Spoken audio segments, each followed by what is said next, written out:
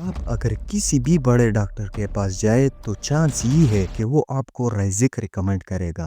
लेकिन क्या आपने कभी सोचा है कि इस एक ब्रांड के पीछे कौन-सी कंपनी खड़ी है?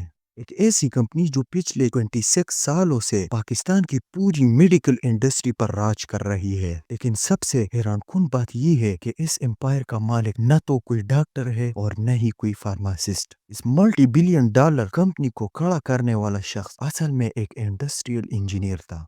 आखिर कैसे एक इंजीनियर ने मेडिसिन की दुनिया में आकर सबको पीछे कैसे छोड़ दिया? कैसे एक लोकल पाकिस्तानी ब्रांड ने दुनिया के बड़े बड़े मल्टीनेशनल का गरूर मट्टी में मिला दिया? कहानी की शुरुआत 1970 में होती है, जब एक पाकिस्तानी स्टूडेंट खालिद महमूद अमेरिका में हायर एजुकेशन के लिए पहुंचता है। उन्होंने कैलिफोर्निया स्टेट यूनिवर्सिटी से इंडस्ट्रियल इंजीनियरिंग की डिग्री ली। यहाँ ये सवाल बनता है कि फार्मास्यूटिकल इंडस्ट्री में आने के लिए इंजीनियरिंग क्यों? इसका जवाब इंडस्ट्री की नेचर में छुपा है। फार्मास्यूटिकल सिर्फ दवाई बनाना नहीं, बल्कि बड़े स्केल पर प्रोडक्शन सिस्टम, क्वालिटी कंट्रोल और सप्लाई चेन को मैनेज करना है, जो कि इंडस्ट्रियल इंजीनियरिंग का कोर हिस्सा है। सिर्फ इंजीनियरिंग पर रुकने के बजाय उन्होंने रुटगर्स यूनिवर्सिटी से मार्केटिंग में एमबीए किया। इस एजुकेशन का मकसद क्लियर था, प्रोडक्ट बनाना आना चाहिए, लेकिन उसे मार्केट में बेचना और कस्टमर को समझना उतना ही जरूरी है। इस एकेडमिक फाउंडेशन को प्रैक्टिकली अप्लाई करने के लिए उन्होंने 1981 में अमेरिकन साइनामिड, जो बाद में फिजर का हिस्सा बना, उन्होंने 8 साल तक बिग फार्मा के अंदर काम किया। ये एक्सपीरियंस क्रूशल था क्योंकि यहाँ उन्होंने सीखा कि FDA रेगुलेशन क्या होती है और GMP यानी गुड मैन्युफैक्चरिंग प्रैक्टिसेस को कैसे इम्प्लीमेंट किया जाता है। ये वो स्टैंडर्ड था जो आगे चलकर उनकी कामयाबी की बुनियाद बनने वाला था। अमेरिकन स्टैंडर्ड सीखने के बाद उनका अगला स्टेप डेवलपिंग वर्ल्ड की रियलिटी को समझना था।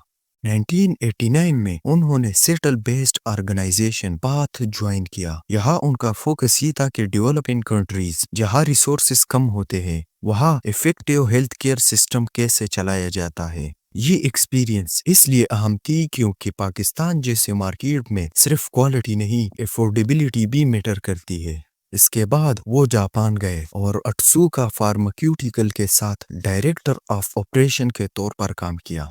जापान में उन्होंने काइजीन फिलॉसफी सीखी, जिसका मतलब है कंटिन्यूस इम्प्रूवमेंट और जीरो डिफीट मैन्युफैक्चरिंग।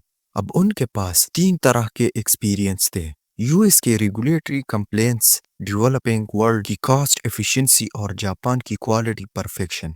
1995 में ये सारा एक्सपीरियंस एक जगह जमा हुआ।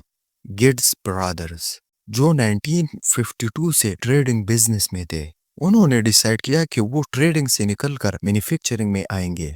उन्होंने पाकिस्तान में एक छोटी सी कंपनी साइटेक्स एक्वायर किया। इस नई कंपनी को चलाने के लिए उन्हें एक ऐसे शख्स की जरूरत थी जो इंटरनेशनल स्टैंडर्ड को पाकिस्तान में इम्प्लीमेंट कर सके, और इसी बेस पर खालिद महमूद और गेट्स ब्रदर का विजन मैच हुआ और यहाँ से गेट्स फार्मा की शुरुआत हुई। जब खालिद ने चार्ज संभाला तो पाकिस्तान में 400 से ज्यादा फार्मास कंपनीज थी और मार्केट मल्टीनेशनल के कंट्रोल में थी। यहाँ उन्होंने एक बहुत बड़ा स्ट्रेटेजिक रिस्क लिया। आमतौर पर लोकल कंपनीज प्राइस वार लड़ती है, यानी सस्ता बेचो और प्रॉफिट कमाओ, लेकिन गिट्स फार्मा ने क्वालिटी वार लड़ी। उन्होंने डिसाइड किया कि वो अपनी रेवेन्यू का 8 to 10% रिसर्च और डेवलपमेंट पर खर्च करेगी, जबकि इंडस्ट्री एवरेज 1 to 2% थी। इस क्वालिटी फोकस के साथ उन्होंने प्रोडक्ट पोर्टफोलियो भी बहुत सोच समझ कर चूज किया। एक्यूट डिसीज, बुखार, इन्फेक्शन के बजाय उन्होंने chronic disease, diabetes, heart issue जैसे डिजीज पर फोकस किया। इसके पीछे बिजनेस लॉजिक सिंपल थी। एंटीबायोटिक के पेशेंट्स सिर्फ 5 दिन में दवाई लेते हैं, लेकिन डायबिटीज का पेशेंट सारी जिंदगी दवाई लेते हैं। इस स्ट्रेटेजी ने कंपनी को लगातार रेवेन्यू मॉडल बना दिया। प्रोडक्ट के साथ साथ उन्होंने अपनी मेडिकल रिप्रेजेंटेटिव्स को सिर्फ सेलमैन नहीं बल्कि साइंटिफिक एडवाइजर बनाया। उन्होंने डॉक्टर्स को प्रोडक्ट बेचने के बजाय साइंटिफिक डेटा और रिसर्च पेपर प्रेजेंट किए। इस अप्रोच ने डॉक्टर का ट्रस्ट जीता, क्योंकि अब वो एक लोकल कंपनी को मल्टीनेशनल के बराबर क्वालिटी प्रोवाइड करना चाहता था। पाकिस्तान में बेस स्ट्रॉन्ग करने के बाद अगला लॉजिकल स्टेप एक्सपेंशन था। لیکن ڈیولپڈ کنٹریز USA یورپ میں انٹری بیریئر بہت ہائی تھی، اس لیے گیٹس نے ایمرجنگ مارکیٹ اسٹریٹجی اپنائی۔ انہوں نے دیکھا کہ ویتنام، فلپائن اور کینیا جیسے ملکوں کے حالات اور بیماریاں پاکستان جیسی ہے، وہاں ریگولیٹری اپروولز لینا کمپیریٹیولی آسان تھا اور کمپٹیشن کم تھی۔ اس طرح انہوں نے سٹیپ بائی سٹیپ 25 سے زیادہ ملکوں میں اپنی آپریشن پھیلا دیا، جیسے کمپنی کا رسک ڈائیورسیفائی ہو گیا۔ انٹرنیشنل ایکسپینشن کے ساتھ ساتھ انہوں نے مینوفیکچرنگ میں سیلف ریلائنس حاصل کرنے کا فیصلہ کیا۔ 2006 تک پاکستان انسولین کے لیے 100% امپورٹ پر ڈیپینڈ تھا۔ گٹس کمپنی نے یہاں ایک گیپ دیکھا اور پاکستان کا پہلا بایوٹیک پلانٹ لگایا۔ اس پلانٹ نے نہ صرف امپورٹ بل کم کیا بلکہ سپلائی چین کو بھی سیکیور کر دیا۔ اسی طرح آستما اور COPD کے لیے انہیلرز بنانا ٹیکنیکلی بہت مشکل کام ہے، جس کے لیے کمپلیکس مشینری چاہیے ہوتی ہے۔ گیٹس نے اس ٹیکنالوجی میں ہیوی انویسٹمنٹ کی اور وہ پاکستان کی واحد کمپنی بن گئی جو میٹر ڈوز انہیلر مینوفیکچرنگ کرتی ہے۔ ان تمام strategic decision, quality focus, chronic disease targeting اور ہائی ٹیک مینوفیکچرنگ کا نتیجہ نمبرز میں نظر آنا۔ گلوبل ہیلتھ کیئر آڈٹ فرم کے مطابق گٹس فارما پچھلے 26 سالوں سے پاکستان کے ٹاپ فارماکیوٹیکل کمپنی بن چکی ہے۔ یہ رینکنگ صرف ریونیو کی وجہ سے نہیں بلکہ سسٹینیبل بزنس ماڈل کی وجہ سے ہے۔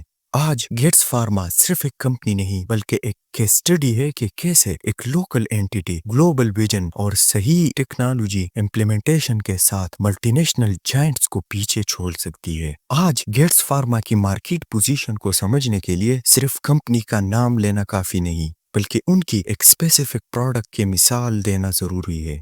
رائزک فارماکیوٹیکل ہسٹری میں یہ ایک بہت ریئر واقعہ ہے۔ عام طور پر کسی بھی ڈیزیز کی اوریجنل ریسرچ برانڈ جو ملٹی نیشنل کمپنیز بناتی ہے مارکیٹ میں لیڈر ہوتی ہے، لیکن پاکستان میں سٹامچ ایسیڈیٹی کے لیے گٹس فارما کا برانڈ رائزک مارکیٹ میں لیڈر ہے۔ یہ بات اس لیے شاکنگ ہے کیونکہ رائزک نے نہ صرف لوکل کمپیٹیٹر کو بیٹ کیا بلکہ اس اوریجنل ملٹی نیشنل برانڈز کو بھی پیچھے چھوڑ دیا جس نے یہ فارمولا انوینٹ کیا تھا۔ آج رائزک پاکستان کی سب سے زیادہ بکنے والی میڈیسنز برانڈ میں سے ایک ہے، لیکن گٹس فارما کی کامیابی صرف دوائی بیچنے تک محدود نہیں۔ انہوں نے انفراسٹرکچر میں ایک ایسا بینچ مارک سیٹ کیا جو شاید اگلے 10 سال تک کوئی اور لوکل کمپنی ٹچ نہ کر سکے۔ ان کا manufacturing plant LEED platinum certified ہے۔ یہ بات سننے میں نارمل لگتی ہے لیکن کانٹیکس یہ ہے کہ یہ ساؤتھ ایشیا کی پہلی فارماکیوٹیکل فیکٹری تھی جسے US گرین بلڈنگ کونسل نے یہ سرٹیفیکیشن دی۔ یہ وہ لیول ہے جو اکثر یورپین اور امریکن فیکٹریز میں بھی دیکھنے کو نہیں ملتی۔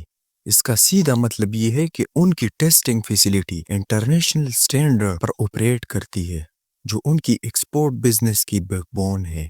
ایکسپورٹ کی بات کریں تو نمبرز حیران کرنے والی ہے کیونکہ آج 25 سے زیادہ ملکوں میں ایکسپورٹ کر رہا ہے اور پاکستان کی ٹوٹل فارماکیوٹیکل ایکسپورٹ میں سب سے بڑا شیئر ان کا ہے۔ یہ کمپنی پاکستان کے لیے فورن ایکسچینج ارن کر رہا ہے۔